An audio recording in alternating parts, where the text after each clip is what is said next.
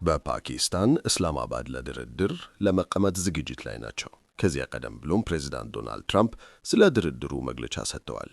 ስለ ድርድሩ እንደዚሁም ስለ ሆርሙዝ መከፈትና ኢራን ያሉት ነገር አለ። ሰላም ቤተሰቦቻችን፣ የዕለቱን አዳዲስ መረጃዎች ይዘን መጥተናል። አብራችሁን ቆዩ። ቪዲዮውን ላይክ እና ሰብስክራይብ በማድረግ ይጀምሩ።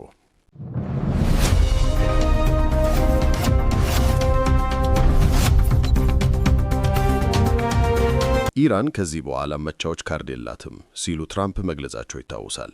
ታዲያ ይህንን የሚያፈርስና የሚጣረስ የደህንነት መረጃ ከአሜሪካ ኢንቴሊጀንስ አገልግሎት ሾልኮ ወጥቷል።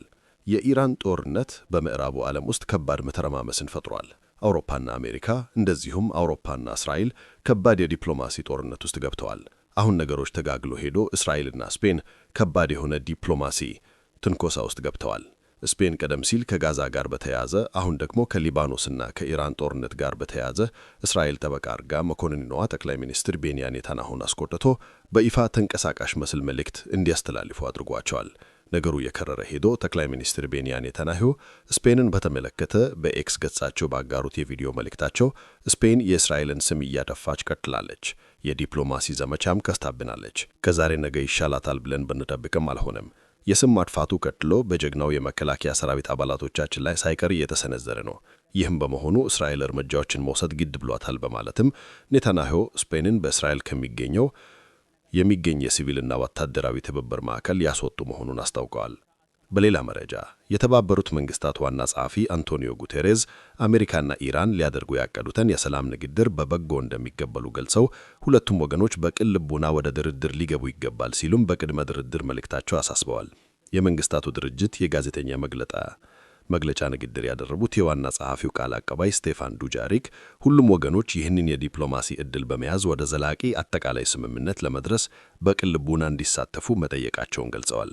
በቀጣይ መረጃ ተደምዶ የጠፉት የኢራን ፈንጂዎች። ኢራን ያጠመደቻቸው ፈንጂዎች አድራሻቸው መጥፋቱ የትራምፕን ቁጣ እያቀጣጠለ ነው ሲል ዘ ኒውዮርክ ታይምስ በዛሬው ዕለት ላይ ዘግቧል። እንደ አሜሪካ ገለጻ ኢራን ፈንጂዎቹን ለማንሳት ብትፈልግም የት እንዳሉ ባለማወቋ ምክንያት ሂደቱ ተጓቷል። ይህም በሁለቱ ሀገራት መካከል ያለውን አለመተማመን ይበልጥ ያባባሰው ሲሆን አሜሪካ ጉዳዩን እንደ ማዘጋያ ስልት ልትመለከተው እንደምትችል ስጋቶች እየተደመጡ ነው። የባህር ጠቅላላ ባለሙያዎች እንደሚጠቁሙት እነዚህ ፈንጂዎች ሊጠፉ የቻሉት በኦርሙዝ ምሽት ውስጥ ባሉ ኃይለኛ የባህር ሞገድና ባልተገመተ የውሃ ፍሰት ምክንያት ከመቀመጫቸው ተፈንቅሎ በመንሸራታቸው ሊሆን ይችላል። በተጨማሪም በመሳሪያዎቹ ላይ ያጋጠመ የቴክኒክ ብልሽት ከቁጥጥር ውጭ እንዲሆኑ ሳያደርጋቸው እንዳልቀረ ቢገመትም አሜሪካ ግን ጉዳዩን ኢራን ጊዜ ለመግዛት የፈጠረችው ሴራ አድርጋ ትጠረጥራለች። ይህ የጠፉ ፈንጂዎች ክስተት በእስላማባድ ለሚካሄዱ ድርድር ሌላ ፈተና ሆኗል። ፕሬዝዳንት ትራምፕ መርከቦቻቸው በምርጥ የጦር መሳሪያዎች የተጫኑ ትዕዛዝ እየጠበቁ መሆኑን በገለጹበት በዚህ ወቅት ፈንጂዎቹ አለመገኘታቸው ለወታደራዊ እርምጃ ሰበብ ሊሆን ይችላል ተብሎ ተፈርቷል። ዓለም አቀፉ ማህበረሰብም የባህር መንገዱ ደህንነት በአስቸኳይ እንዲረጋገጥ ጥሪ እያቀረበ ቢሆንም በባህሩ ሥራ የተደበቀው አደጋ ግን አሁንም እንደ ጥለንጣበበ ይገኛል።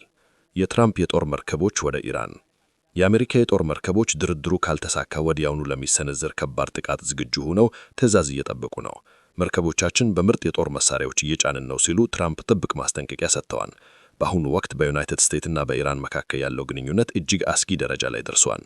ፕሬዝዳንት ዶናልድ ትራምፕ የፓኪስታን የእስላማባድ የሰላም ውይይት ስኬታማ ካልሆነ በአሜሪካ የጦር መርከቦች ላይ ምርጥ የተባሉ የጦር መሳሪያዎች እየተጫኑና ጥቃታቸውን ለመከተል ዝግጁ መሆናቸውን በይፋ ማስታወቃቸውን ዘ ኒውዮርክ ፖስት ዘግቧል። ይህ ጥብቅ ማስጠንቀቂያ የተሰጠው ምክትል ፕሬዝዳንት ጄዲ ቫንስ ከኢራን ተወካዮች ጋር ለመነጋገር ወደ ፓኪስታን ባቀኑበት ወቅት ሲሆን ውይይቱ የሁለት ሳምንቱን ጊዜያዊ ተኩስ አቁም ስምምነት ወደ ዘላቂ ሰላም ለመቀየር ያለ እንደሆነ ተነግሯል።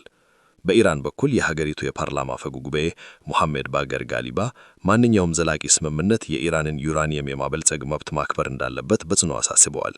ይሁን እንጂ የዋይት ሃውስ ቃል አቀባይ ካሮሊን ቪን ዩራኒየም ማበልጸግ እንድታቆም የሚለው ነጥብ ለፕሬዝዳንት ትራምፕ ሊታለፍ የማይችል ቀይ መስመር መሆኑን ገልጸዋል። ይህ የሁለት ወገኖች የማይለወጥ አቋም እና ትራምፕ ድብዛቸውን እናጠፋለን በማለት የሰነዘሩት ከፍተኛ ዛቻ ድርድሩን አዳጋች ማድረጉን የተመለከተው። ኢራን በውይይቱ ወቅት የኒውክሌር ማበልጸግ መብቷ እንዲከበር፣ ማዕቀቦች እንዲነሱና በጦርነቱ ላጋጠማት ውድመት ካሳ እንዲከፈላት እየጠየቀች ሲሆን በአንጻሩ አሜሪካ ኦርሙዝ ውስጥ ለዓለም አቀፍ የንግድ መርከቦች ክፍት እንዲሆንና ኢራን ደግሞ የኒውክሌር መሳሪያ ባለቤት እንዳትሆን በጽኑ አቋም እየተከራከረች ትገኛለች። የእስላማባድ ውይይት እንደ መጨረሻ ዕድል ተወስዷል። ፕሬዝዳንት ትራምፕ በ24 ሰዓት ውስጥ የውይይት ውጤት እንደሚታወቅ ቢገልጹም በሁለቱ አገራት መካከል ያለው ቆይ ያለመተማመን ለስምምነቱ ትልቅ እንቅፋት ሆኖ ቀጥሏል። ኢራን እጃችን በቃታ ላይ ነው በማለት ለሚሰነዘራት ማንኛውም ጥቃት ምላሽ ለመስጠት ዝግጁ መሆኗን ስትገልጽ፣ አሜሪካ ደግሞ ስምምነት ካልተደረሰ ድብዛቸውን እናጠፋለን የሚል ዛቻ እያሰማለች ነው። በሌላ መረጃ የኢራን ሚሳኤል ገና አልተነካም። በሰሞኑ ስለ ኢራኑ ጦር ዘመቻ የገለጹት ፔንታጎንና ነጩ ቤተ መንግሥት ሙሉ በሙሉ ድል አውርደዋል። በእስራኤል በኩልም 85% የኢራን ጦር አቅም ስለመውደሙ ተነግሯል። ኢራን ከዚህ በኋላ መጫወቻ ካርድ የላትም ሲሉ ትራምፕ መግለጻቸው ይታወሳል። ታዲያ ይህንን የሚያፈርስና የሚጣረስ የደህንነት መረጃ ከአሜሪካ ኢንቴሊጀንስ አገልግሎት ሾልኮ ወጥቷል። መረጃውን ይፋ ያደረገው ዎል ስትሪት ጆርናል የኢራን ስትራቴጂክ ሚሳይሎች አቅም አሁንም አለመነካቱን አሳይቷል። ከ40 ቀናት ከፍተኛ ተቀናጀ ድብደባ በኋላ ኢራን በሺዎች የሚቆጠሩ ሚሳይሎችን ይዛ መቀጠሏንና ማስተኮቻዎችን መልሶ ወደ ሥራ እያስገባች ስለመሆኑ የደህንነቱ ግምገማ አመልክቷል። ሪፖርቱ የአሜሪካና እስራኤል ዘመቻ በስኬት ሁኔታ በርካታ ከፍተኛ ሚሳኤል ማምረቻና መገጣጠሚያ ፋብሪካዎችን መውደሙን የገለጸ ሲሆን የኢራን መልሶ ማጥቃት አቅም ይጎድላታል ብለዋል። ሆኖም የቴሄራን መልስ ለመስጠት አቅም ከተገመተው በላይ መቋቋም ያሳየ መሆኑን ገምግመዋል። የአሜሪካ ወታደራዊ ባለሙያዎች ኢራን ከ40 ቀኑ ድብደባ መልስ እስከ 3000 ባሊስቲክ ሚሳኤል ክምችት እንዳላት እንደሚያምኑ ዘገባ አመልክቷል። ኢራን ከጥቃቱ የተረፈ ይህንን ያህል በዛ ክምችት ሊኖራት የሚችል የሚሳኤል ክምችትና ማስተኮቻዎች ተንቀሳቃሽ የመሆናቸውና ከስፍራ ስፍራ ማንቀሳቀስና ከጥቃት ማስመለጥ በመቻሏ መሆኑ ተገልጿል። የኢራን የእስላማዊ ዛብ ሚሳኤልና ማስተኮቻዎችን መደበቅና አውጥቶ ማጥቃት ከዛም መልሶ መደበቅ ስትራቴጂን መከተሉን ሪፖርቱ አስቀምጧል። 70% የኢራን ሚሳኤል አቅም ተንቀሳቃሽ የመሆኑ ኢራንን እንዳተረፋት ነው የተገለጸው። የአሜሪካ ወታደራዊ ባለሙያዎች ተንቀሳቃሽ የሆኑ የኢራን ማስወንጫፊያ አቅሞች አሜሪካ ፍጹም ድል እንዳትቀዳጅ ያደረጉ ስለመሆናቸው ተናግረዋል። የተኩስ አቅሙ በእነዚህ አቅሞች እንደተነሳ ሊፈረስ ስለሚቻሉም ገልጸዋል። በተያያዘ መረጃ የአሜሪካ የደህንነት ምንጮች ቻይና ለኢራን በመርከብ ጦር ድጋፍ ጭነት ለማድረስ እየተሰናደች ነው ሲል ጠቁመዋል። እንደ CNN ዘገባ ቻይና በተለይ አየር መከላከያ ስርዓት ለቴሄራን በቀጣይ ሳምንታት ለማድረስ እየተንቀሳቀሰች ነው ሲል ዘግቧል። ቤጂንግ በትከሻ የሚያዙና የሚወንጨቱ አየር መከላከያዎችን ለቴሄራን ለመስጠት ዝግጅት ጨርሳለች ተብሏል። በዋሽንግተን የቻይና ኤምባሲ ይህን ዘገባ ያወገዘ ሲሆን ቻይና በጉዳዩ ገለልተኛ ናት ሲል ተሰምቷል። ቤተሰቦቻችን ፈቅዳችሁ አብራችሁን ቆያችሁ ምስጋናችን ከፍ ያለ ነው። አዲስ አሳሽ ቻናላችንን ሰብስክራይብ በማድረግ ቤተሰብ ይሁኑ። በቸር ያቆየን።